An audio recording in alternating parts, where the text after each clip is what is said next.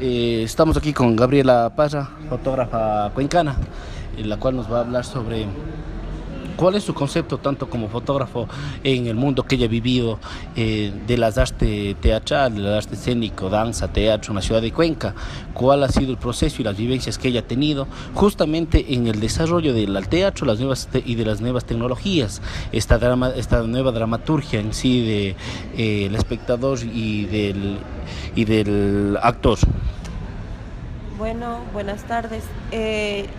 Yo, por ejemplo, tengo ya activamente participando desde el 2010, justamente cuando hubo un fenómeno importante aquí en Cuenca, debido a que existían dos escuelas de teatro, en este caso escénicas, dedicadas a formarlos académicamente. Y justo también coincidió con el hecho de que las redes sociales comenzaron a tener importancia. Entonces, a partir de ese momento existieron estos dos tipos de boom, como un nuevo resurgir del teatro.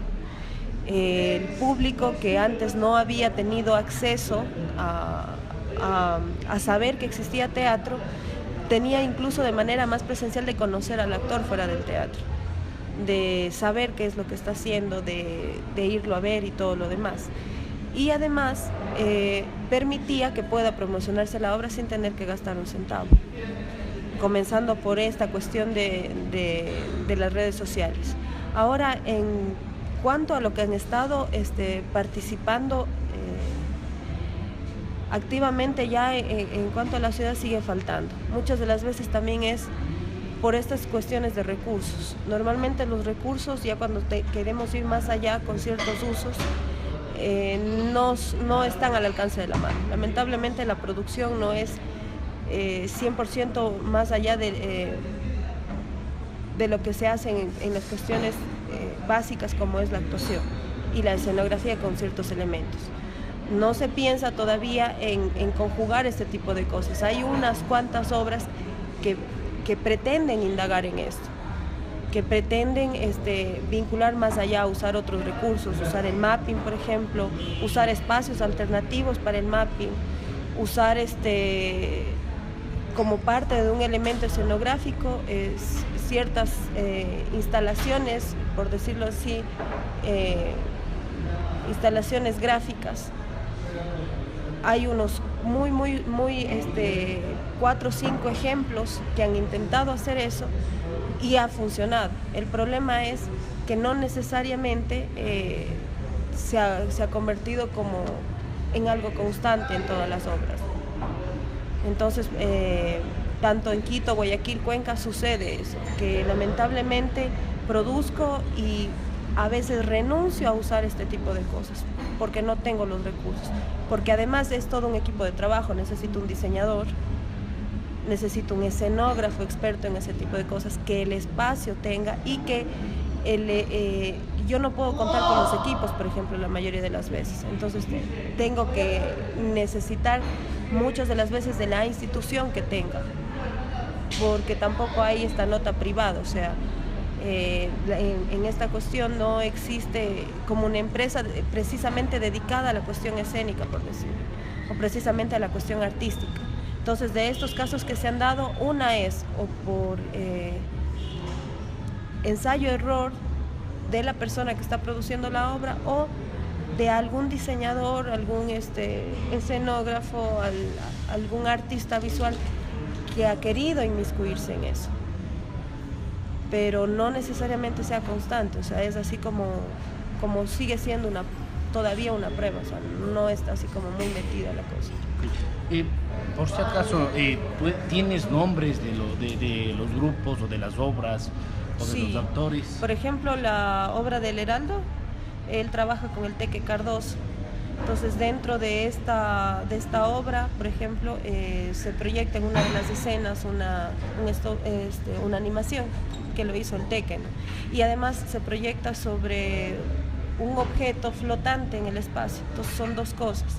Es ya la animación y es la proyección. También hay otra, tu obra, la que hiciste de la tesis, por ejemplo, que interactuabas durante la proyección. Era un personaje más. Extrañamente era un personaje, o sea, era totalmente diferente a lo que se había visto. Las minas también, las minas trabajan a partir de la proyección, ¿no? Para poder hacer su obra. Hay de conjugar de los chicos de...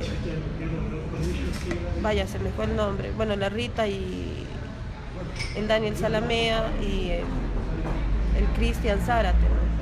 Que ellos están justamente usando la proyección y en función al movimiento de esa proyección para poder moverse. Hay otras también, muchas que ha hecho, por ejemplo, el Juan, que han sido así como Juan Álvarez, que es el iluminador uno de los más mimados de aquí, que el Juan siempre le ha gustado que la luz, que la proyección, que el espacio rompa de cierta manera. Entonces él siempre ha estado indagando en ese tipo de cosas, ¿no? en cómo romper eso, en que la luz no sea solamente bonita, sino cómo la luz interviene con personaje, y en eso él interviene mucho. Entonces hay algunas obras, por ejemplo, del Teatro de la Asunción, que han tratado de poner estos elementos, ¿no? De los que más recuerdo, porque el Juan, incluso cuando se inauguró la Escuela de la Ciudad con el Javier Andrade, hicieron el intento de proyectar un holograma.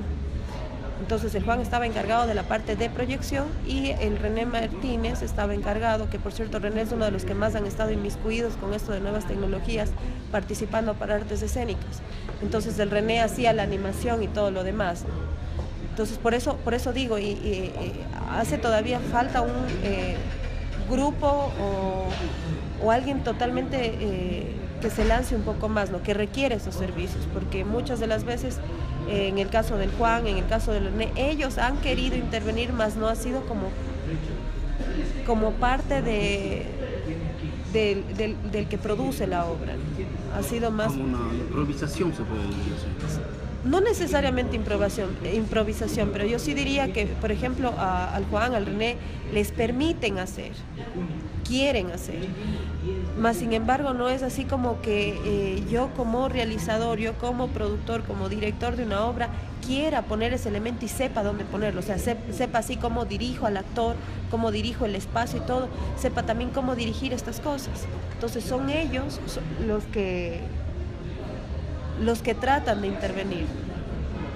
O sea, es como del otro lado, ¿no? Es la indagación del otro lado, que no está mal, sino como eso digo, o sea, debería existir más el riesgo, como yo, o sea, siendo si yo fuera el director de la obra, el tratar de meter estos elementos, ¿no? Y saber que cuento con otros. Otro también que hace mucho justamente es el Daniel Salamea, ¿no? Que él también ha trabajado con el René Martínez. El Teque, bueno, como es cineasta también, como había dicho, había intervenido en algunas cosas, pero siguen siendo no improvisaciones, sino experimentaciones. Sí. Para finalizar esta entrevista, quisiéramos ver, ¿tú piensas que ahora los espacios escénicos, los teatros, las salas que tenemos son accesibles? ¿Y tú crees que Cuenca es apta para sobrevivir en esto, ¿no? Para comenzar a inmiscuir, como te digo, una nueva manifestación, un nuevo goce al público. No lo mismo que venga a sentarse y que diga, ok, vi que un muchacho estaba en escena, no cuento la historia y se acabó, sino que venga y se enamore y que entre a la obra y que diga, wow, sí, por ahí va, que le cautive con cosas nuevas, como tú dices. Yo creo que falta, es algo que todos tienen la sensación, ¿no? O sea, están los espacios, están ahí. Sin embargo, parecieran no ser suficientes, y el problema y la angustia también es que existió, o sea, al haber las dos escuelas existieron muchos más profesionales en el teatro, pero sin embargo las funciones no pasan de la maldición de la primera temporada, de las primeras 3 funciones, y mueren. Y obviamente ahí tú te vas a números, ¿no? Entonces me mato invirtiendo supuestamente en lo que me alcance para producir la obra. Por eso también no hay estas indagaciones, el poder pagar a alguien que tenga el 100% del tiempo dedicado a estas cosas que yo quisiera añadir, y las funciones mueren. También es esta cuestión de la inmediatez, o sea, yo quiero presentar la obra, presento con lo que tengo de dinero, o sea, no, el dinero siempre, la mayoría y el 99% de los casos viene del bolsillo de los realizadores, ¿no? Que lamentablemente no es suficiente. O sea, siempre lo ideal sería realmente la figura de compañía de teatro en el cual del propio dinero que la compañía produce en sus obras sea el dinero usado para seguir produciendo otras, ¿no? Pero eso no sucede. Y no creo que sea responsabilidad de los espacios, que por cierto la mayoría son espacios de instituciones públicas, lo cual creo que en realidad es una ventaja, ¿no? Porque no tienes que estar rentando el espacio, ¿no? Y también hay lugares privados. Sin embargo, sigue existiendo, y a pesar de que las redes han crecido tanto, ese hueco. La gente no está yendo al teatro. Ahora se convirtió que la gente que tú te lograste ser amigos a través de estas redes son las que van una vez. No se van a repetir la obra muchas de las veces. Hay contadas excepciones que vas a ver una y otra vez las obras, como por ejemplo la de las Juanas, las dos Juanas, de Estrella y Guarderas, siempre las obras son llenas. Cuando el Pancho se ha presentado también las obras son llenas, pero son más por esta cuestión de idiosincrasia de la ciudad. No es así porque yo quiera ver el teatro, no, yo quiero ver a la persona, y ellos, por ejemplo, son los más famosos. El Cacho también, cuando viene con las obras, vienen a verlo, pero sin embargo con los productores, o sea, los que hacen 100% su trabajo aquí, no sucede eso.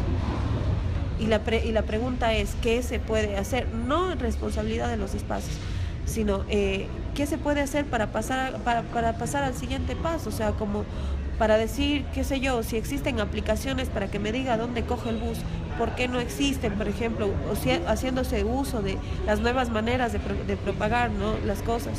¿Por qué no se crea una aplicación, por ejemplo, en conjunto con las agendas de todos estos espacios públicos, por ejemplo? En el cual justamente muchas de las veces los turistas son los que viven ávidos de preguntar. La gente de media clase, que muchos de ellos simplemente salen del trabajo y no tienen qué hacer. Y lo más chistoso de todo es que tú hablas con ellos y ellos no saben que existe una sala Carrasco, por ejemplo. Ellos no saben que existe, que mismo es el Teatro Pumapungo.